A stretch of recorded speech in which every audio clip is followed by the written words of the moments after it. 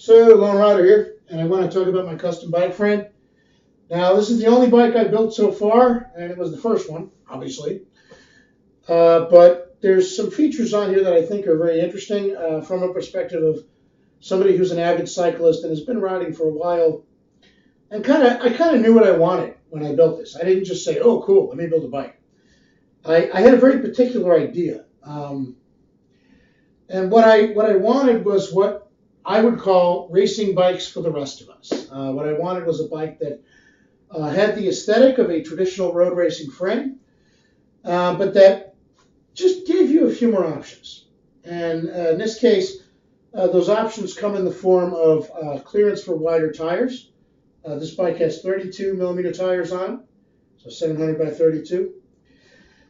And that's combined with these center pull brakes. Has a more upright riding position, not just because I didn't cut the steer tube and I left all the spacers in there, but because it has a somewhat extended head tube lug here. Excuse me. The bike's got compact gearing, so this is a 50 tooth sprocket on the outside and a 36 on the inside. Traditional compact gearing is 50 and then 34, but I put a 36 on the inside because I found that I was spinning out too much with the 34. And there's an 8-speed in the back. Now, the reason for that is that I did screw up on one part of the frame. I didn't make enough clearance on the inside. So when it was in the outermost gear, the chain sometimes had a tendency to rub on the frame there, and that way down by the dropout. And so what I did is I took off the last cog, the little bitty cog, and I replaced it with a spacer. And then I just, using the limit screws, I locked out that position. So this is 9-speed, but it only has 8 gears in the back. That said, more than enough for what I do with it. And at some point, if I get the bike repainted, I'll just grind that down so there's a little more clearance there. Now this is braced construction, so it's got lugs, and there's some cutouts there. You see, there's one there. There's some here on the top of the lugs. It's mostly Columbus tubing, Zona in this case, except for the top tube. I screwed up when I was filing the ends. I made a mistake on the first tube, so I had to just pull a random piece of frame tubing that was lying around the shop and use that. So it's all Columbus except for I don't know what this top tube is. It might be Columbus, it might be something else. I don't know, True Temper or whatever. But that's that. Main things I wanted to do with this bike was, like I said, the idea was a traditional lug steel road frame. It was just more practical for all-around riding. And so you'll notice it has what are essentially fastback stays, but whereas most fastback stays attach directly to the rear of the seat tube, these attach to the sides. That keeps them further apart, which preserves tire clearance for the rear wheel.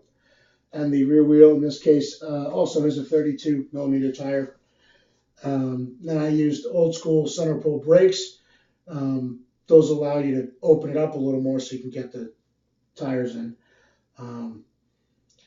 They're just also, I don't know, they're kind of neat. And in this case, there's not a second cable stop here. Usually there's some kind of hanger. In this case, I just ran the cable straight over the end of this bolt and down like that. It's sort of an improv hot rod thing, but it works. Part specs, basic. I basically spent all my money on the parts for the bike frame itself. So I bought the tubing and the lugs and everything like that, and I was kind of broke at the time. Not much changed in that department. So I didn't really have money to buy like a whole bunch of nice parts. I put on wheels that I had lying around from an old Raleigh, old school, basic pedals. These are, MKS with toe clips. The cranks actually came off like an old Raleigh. I'm not Raleigh, Trek bike. And then you've got Shimano 105 and what are these? Tiagra 9-speed. But like I said, it's locked out, so it's only 8-speed. Really, the only nice part on here is the, except for these old school brakes, is the The seat post is a Thompson. I'm always a big Thompson fan. They're in many cases lighter than carbon, and they're pretty strong, and they offer you finite adjustments. So, that's pretty damn cool. I put them on most of my good bikes when I can, and this, of course, is for 27.2, and I had a 27.2 Thompson. So, perfect fit. You'll notice I'm a big fan of full-size frame pumps. It's just, mini pumps are a pain in the butt, and CO2 eventually leaks out. So why inflate your tires twice, and why pay for CO2 when air is free? Plus, you can't whack anybody with a mini pump now, can you? Now, I'm not advocating using your pump as a weapon. I'm just saying that nice to have it there in case you do need it. I've never had to do that, but yeah, it's altogether it was an experiment. I like how it came out. Now I made the main frame.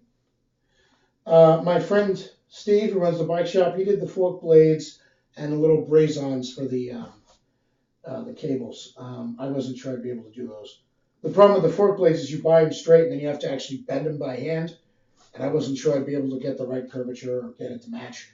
So I left that to the expert. But I did build the main frame myself. And this whole thing, including this weird seat stay attachment, was all kind of my own idea. So this kind of came about by accident. I was initially going to do a standard attachment up here.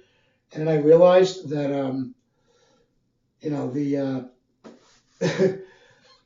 the cutouts kind of prohibited that, but it worked out in the end because this preserved the wider tire clearance. So, as they say, everything happens for a reason, and that's my first bike, but probably not the last. I could think of a lot of other things I would do differently in the future, from mundane things like just give a little more clearance for the most outboard gear on the rear cog, to something that might be kind of neat, like what if, for example, I had a cutout on the seat lug here that went all the way through, so you could see the seat post shining through. To all sorts of stuff. Who knows? But yeah, this is my first bike, and may not be the last. Who knows? We'll see. Or it may be. I may never make another bike. I don't know. I'm very happy with this. Like I said, there's a few things I would tweak, like the clearance for the outermost gear. But this came out pretty cool. And, if I put some nicer parts on it, I don't know. But, how many people can say they've brazed or welded their own bike, right? So, One Rider, out.